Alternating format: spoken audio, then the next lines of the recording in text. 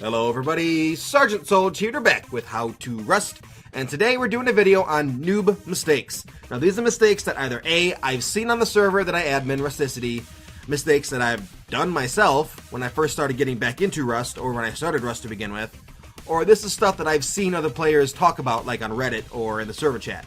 So I felt it was a really good idea to put this video together because there are a lot of people that either A, just bought the game because it was on sale, B, haven't played the game in months and are coming back to a number of huge changes, or C, they're players that just don't know any better.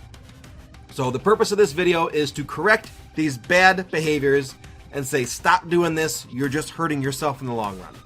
So first we're going to start off with first floor windows. Besides for the fact that you don't need first floor windows, you really should never even have them. They don't serve a purpose. Basically what's going to happen is anyone that is on the ground level can shoot in at you and there's nowhere for you to hide. See, there's nowhere to hide. Anyone can be shooting at you. Yeah, you could shoot at them, but at least if you're on the second floor, this bottom portion of the window gives you a little bit more cover. From here, it doesn't do you any good. Anyone can just go whoop and then throw a spear at you and kill you. Or a gun. Guns work very well with the windows on the first floor. Next, obviously as we just saw, shutters and no bars. That's a big no-no. For any floor, not just the first, for any floor. You never want to do this because people could literally, if I can do it, if I can do it, people can literally crawl through these windows and get into your base without even blowing anything up. Okay, I was never any good at getting into... Oh, I got it, yes! See that? It took a little bit, but it is possible to do. At least if you're going to use shutters, put some damn bars in the windows, and they don't have to be the armored bars. You could use the regular sheet metal window bars, and they actually work really well. You can still shoot through them, you can still see through them, your view isn't, blocked by extra metal that's for the armored. At the very least, use these. Never use wood, because people could shoot those out, and then crawl through the window. Try to always at least use the scrap metal ones. Alright, next up.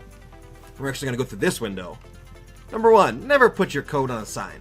Because if I'm a raider, and let's say I just so happen to see, hey look, there's a sign there that has 7777 on it.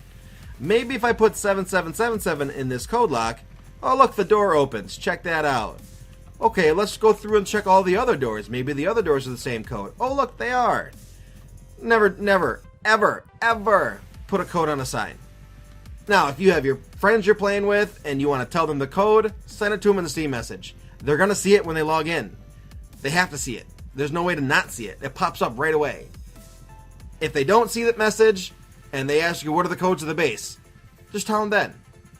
Never ever put it on a sign because this happens all the time. And someone just got lucky and happened to open the shutter up and see the code. That being said, also never use one code for your entire base. The code for your front door and the code for your loot room at the very least need to be different. And if that's annoying and it's too many codes to remember, well, sorry, but if someone happens to force your first code and get it right, they're going to get access to your whole base then. Or if your first code gets leaked out, at the very least, your loot room code isn't, because it's different. Now, that being said, a lot of people I know of, they use 3, 4, 5 codes for their bases, depending on how big it is. That's a good idea. The more codes that are different in your base, the lot better chance it's going to have of not being fully rated if someone ends up telling the code or someone leaves your clan or whatever. So, next up.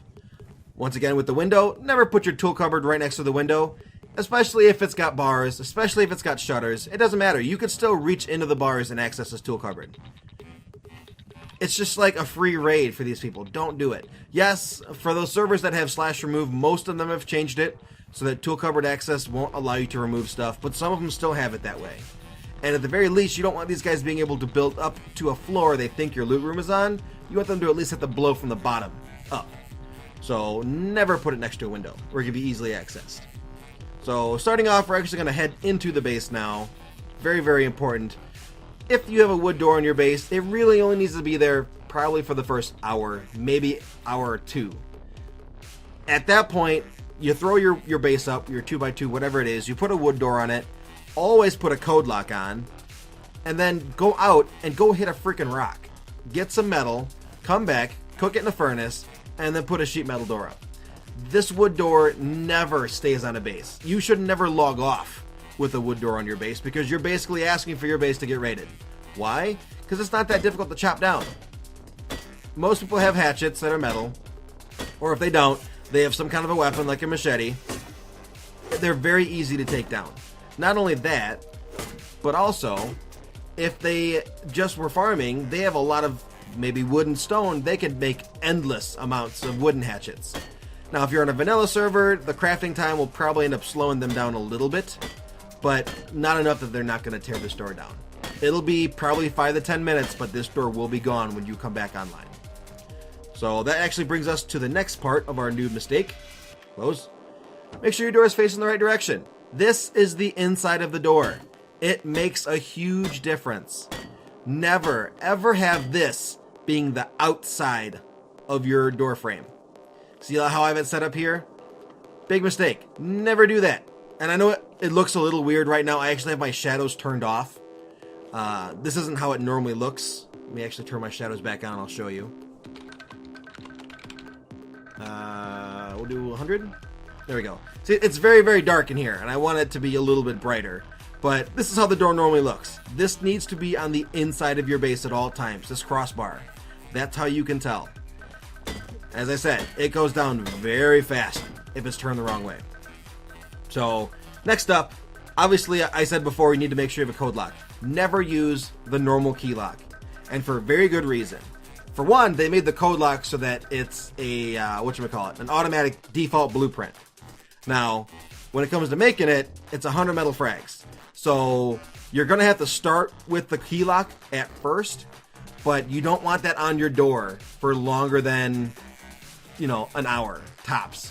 Because someone's going to come along and they're going to make 100 keys, and one of those 100 keys is going to be the key that opens your door. It's not a bug, it's not an exploit. That's just bad design. They chose a unique number of 100 to represent the number of keys possible in the game. So if you've got enough wood, you're going to get in. So as soon as you go out, hit a couple rocks, come back, get yourself 100 metal ore or 100 metal frags, and make this code lock so at least you can protect your base. So with that, we're going to actually move on to the next noob mistake. You don't have an airlock. This is an airlock. One door that has to close before opening the next door. If you don't have this in your base, you are asking for it. 100%. Because these doors now, they take a long time to be able to close. If someone's sneaking by your base and you happen to open up the door and they bolt in, if you don't have an airlock, they are now in your base, taking all your stuff. They probably killed you with their rock because the nuclear torch is no longer a thing. Torch actually kind of sucks now. They could have a spear, they could have a bow. They could just completely destroy you because you only had one door. Put an airlock on your base. That being said, if you have a 2-story high base, make sure the walls of the airlock go all the way up. If you decide that you don't want to have that be usable space, make sure at least there's walls. If not, put a floor there. So that way they're not able to do anything with that. And make sure your floor is upgraded and it's not twig. So going inside, our next thing is going to be, our next mistake. This is kind of actually a twofer. Number one, make sure that if you have empty doorways, you put doors in them. Because for some reason, if they happen to get lucky and they have 4 C4 or they blew your outer wall and they come into this area here, basically by not having doors here, it's almost as if these walls aren't even there. It's almost like you had an open base. Even if you end up making sheet metal doors for your front door and your airlock, take those wood doors and put them somewhere else in your base, at least until you can make metal doors for those. Give them something to slow them down while they're trying to get through your base. Don't just give them complete free reign. That being said, also, don't leave your base completely empty like this. What exactly is stopping a raider from going through your base now to get to your loot room? Not a damn thing. There's nothing here. So even if you don't want to put doors or extra doorways or whatnot, just fill it with walls. So that if they get lucky and they happen to blow through this wall here, they're not just going to walk through your entire base and get all your stuff. So from there, we're going to move on to chests and furnaces poking through walls. Now, they go through walls incredibly easily. And sometimes it can be a little difficult.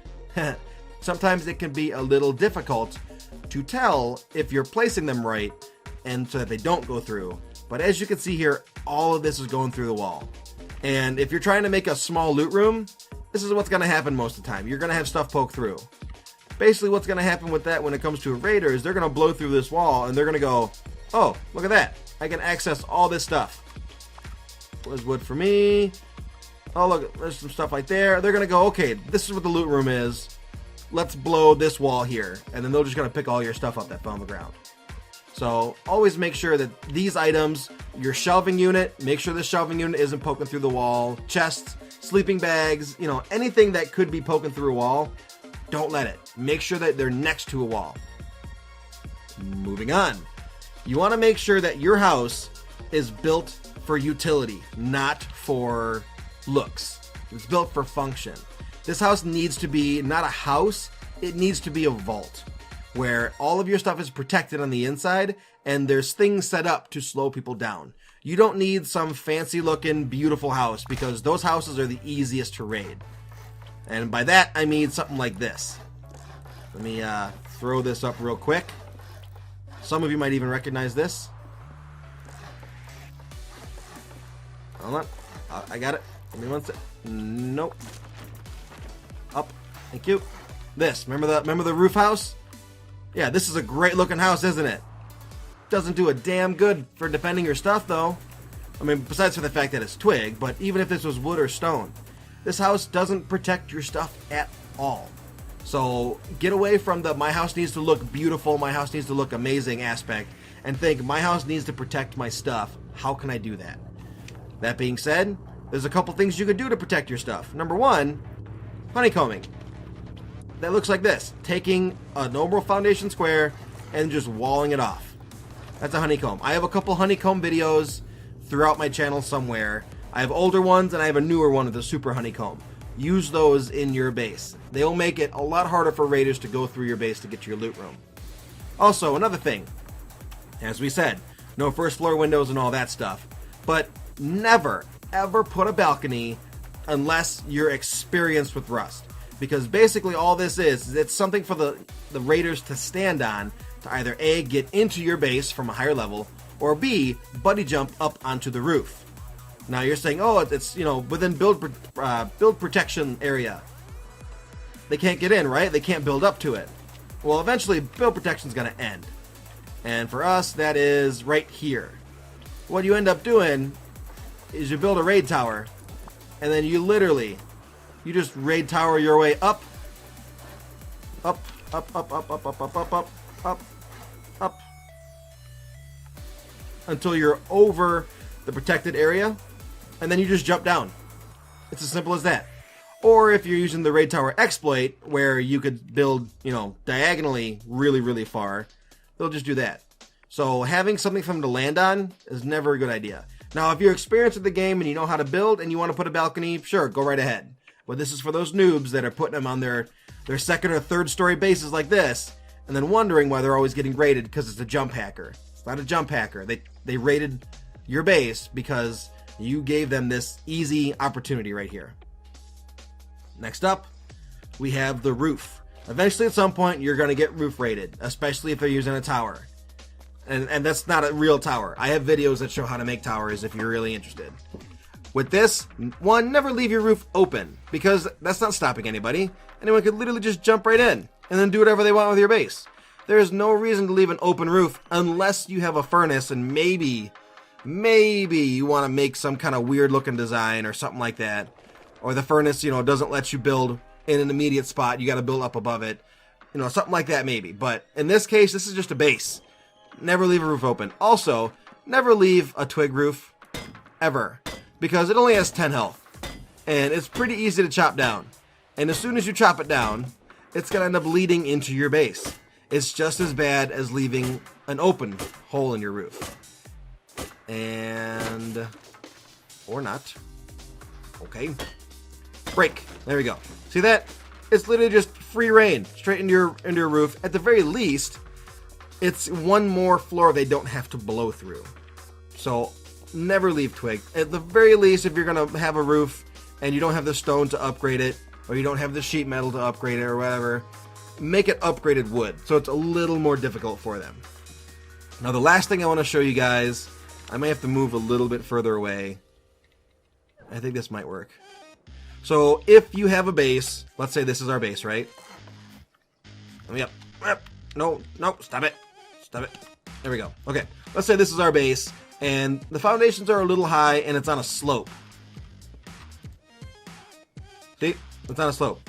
Make sure when you're building your base, or you're building your protected area, that it isn't in a spot where someone could go below the protected area to be able to build. Now that's a bad example because this is actually too low. So I think I'm just going to use the rock next to me. So let's say we have a rock base, right? And that's our tool cupboard. Down here, there's no build protection. It's the same that applies for really steep slopes on hills and mountains and stuff. If you're going to build at the top, they're going to be able to build directly beneath you and then literally just tower straight up. So if you're going to build something like this, make sure you take extra tool cupboards. Give it. Give me the tool cupboard. We lagging? I think we're lagging. Okay, so if you're going to build like this, get extra tool cupboards, put them around the bottom area of the base. Whoa, there we go. Got them all. So that you're going to be able to add more protection. Because at the very least, they're going to have to blow up this tool cupboard shack, which I have videos that show how to make those. They'll be able to blow this up. And it's 2 more C4 that they're not going to have going into your base. And sometimes that could be your final door to your loot room. Or that one wall that has where your friends are sleeping. So, anyway, I think that's pretty much all that I have. I can't remember if I mentioned it earlier or not, but when you're building your house, never build it next to a monument, because this is where all the action happens. And if I mentioned this before, I'm sorry, I can't remember if I did, but when you're starting out on a server or whatnot, you need to be building small and you need to be building hidden. So that means in the mountains, surrounded by rocks, against the coast, somewhere where there isn't going to be a lot of people. As you could hear, there's a lot of gunfire, there's a lot of rockets, there's a lot of C4. People are around these monuments, the dome, the satellites, the military facility, the water treatment plant. They're around these getting blueprints. They're around he's doing PvP stuff. If you build next to these, you're going to get raided. So stay hidden, stay safe, and hopefully this video showed you enough mistakes for you to say, okay, I do that, I need to stop doing that. And at the very least, it'll make your stay on that server a little bit better and maybe even a little longer. Because I know a lot of people, they get raided within their first hour or two and they quit the server. Sometimes they even quit the game. And you definitely don't want that. So anyway, that's it for this video. I hope I covered a lot of stuff that'll be of a lot of use to you guys. Some of you guys that are starting out. For those of you that are more experienced, if I missed anything, please let me know in the comments section below. And I'll try to cover it as best I can if I have to. So, Sergeant Solge, this was How to Rust the Noob Mistakes video. And we will see you in the next How to Rust video. Bye-bye. Thank you for watching How to Rust, a series for new players to the game of Rust. If you have any ideas for future episodes that could be useful to new players, please feel free to leave a comment in the comments section of this video.